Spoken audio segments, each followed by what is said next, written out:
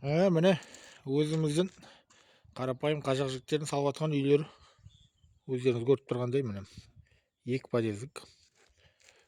Мына жерде екі подъездік, арғы тұрған тоже екі подъездік үй.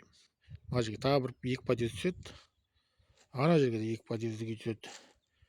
Өзіміздің қазағымыз, қарындастарымыз, бауырларымыз осындай үйден үйлі болсын тезірек.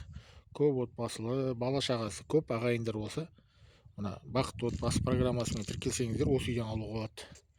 Бұл жердің табиғаты өте керемет. Көріп тұрғаныңыздай дала шөп.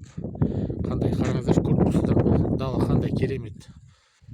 Мына жерге де тап сондай үй түседі. Коттедж. Табиғаты көк шөп. Терезені ашық қарасаң тек далада тұрады. Мынандай міне. Көрдіңіздер ме? Ветровиктер бар айдалада. Бұл Хромтау қаласы. Қоныстарыңыз құтты болсын.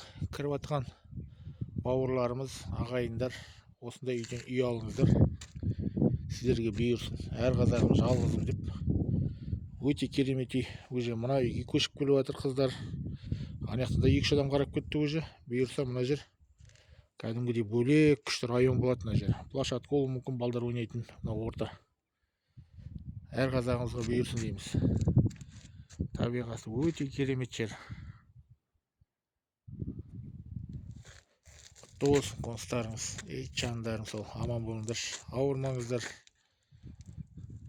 Ел жұртымыз аман тек. Осындай жігіттер осы алып жүрген. Красавчик. Жаным сол ақбалдыз. Красавчик. Осы жігіттер болсын деп атсалысып жүрген. Бұл жігітте 7-8 баласы бар. Бұйырса осы үйден үй бұйырсын ол бауырмада.